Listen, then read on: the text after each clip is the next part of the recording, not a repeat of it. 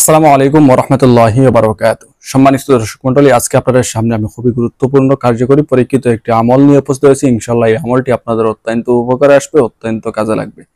যদি আপনারা ইয়াকিন বিশ্বাস ঠিক রেখে এই আমলটি করেন, তাহলে ইনশাআল্লাহ দুজন মানুষের মধ্যে যদি আপনারা ভালোবাসা সৃষ্টি করতে চান, অর্থাৎ দুজন মানুষের মহব্বতের প্রয়োজন, এটা হবে সৎ উদ্দেশ্যের জন্য। এরকম মহব্বত দিয়ে কোনো পাপ সংগঠিত হবে না। যদি আপনার উদ্দেশ্য এরকম হয়ে থাকে, তাহলে ইনশাআল্লাহ এই আমল দ্বারা আপনি অত্যন্ত ফায়দা উপভোগ করবেন। যাতে ওই মানুষ আপনার আত্মীয় স্বজনের হতে পারে, অথবা আপনার গ্রামের পাড়া মহল্লার হতে পারে, যে কেউ হোক, অর্থাৎ তার দ্বারা কোনো খারাপ কোনো কিছু সংগঠিত হবে না। অর্থাৎ তার দ্বারা সম্পর্ক স্থাপন হলে আপনার এবং তার মধ্যে এমন কোনো কাজ হবে না যেটার দ্বারা কোনো গুনাহ সংগঠিত হবে। তাহলে আপনারা ইনশাআল্লাহ আমল করবেন, উপকার পাবেন। আর গুনাহ সংগঠিত হবে এরকম যদি আপনার প্রিয় মানুষও হয়, একদম আপনজন হয়, তারপরেও এটা যদি আপনারা করেন, এটা থেকে কোনো উপকার পাবেন না, বরং ক্ষতি হওয়ার লক্ষণ রয়েছে। কারণ কোরআন শরীফ আল্লাহ তাআলা আমাদেরকে দিয়েছেন, ইসলাম এসেছে কিসের জন্য? শান্তির জন্য, খারাপ থেকে মানুষকে ফিরানোর জন্য। মিনাজ জুলুমাতি ইলান নূর, অন্ধকার সমূহ থেকে বের করে আলোর দিকে আনার জন্য। কিন্তু আপনি অন্ধকারে নিমজ্জিত হওয়ার জন্য যদি আপনি আবার আমল করেন, তাহলে আপনি তো একটা কিরকম, যেরকম নিজে মুনাফিক, এখন আমলকে ওইরকম আপনার মতো ভাবতেছেন। কারণ যে যেমন তার ধারণা আছে তেমন ওইরকম উদ্দেশ্য নিয়ে আমল করে বিন্দু পরিমাণে কোনো ফল পাবেন না।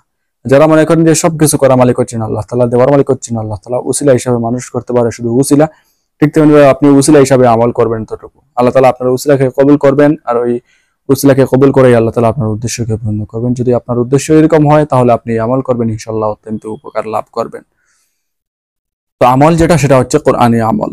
কোরআনের সূরা মুজাম্মিল নামে একটি সূরা রয়েছে। আপনারা ওই সূরাটি যদি প্রতিদিন মাত্র একবার পাঠ করেন, সকাল সন্ধ্যা যে কোনো বেলা, আপনি যদি সওয়াবের নিয়তে সূরা মুজাম্মিল মাত্র একবার পাঠ করেন, পাঠ করার পরে যদি কয়েকবার দুরূদ শরীফ পাঠ করে আপনি যার নাম নেন, যদি আপনার উদ্দেশ্য সৎ হয়ে থাকে, তাহলে কোরআনী আমল, যেহেতু কোরআনী আমল আপনি করতেছেন, অবশ্যই তো সৎ উদ্দেশ্যের জন্যই করবেন, তাই না?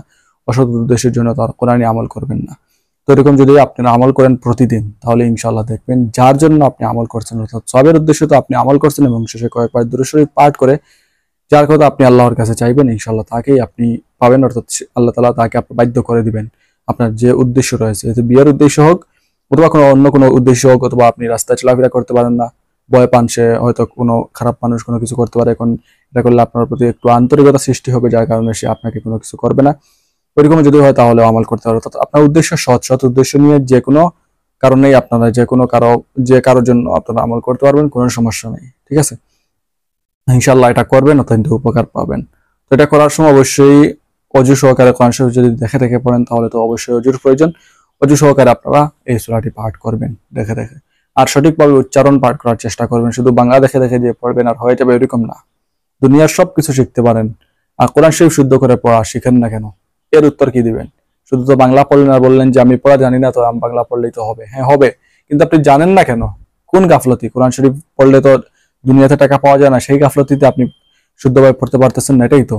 অথচ ইংলিশ শেখার জন্য মানুষ কত কষ্ট করে।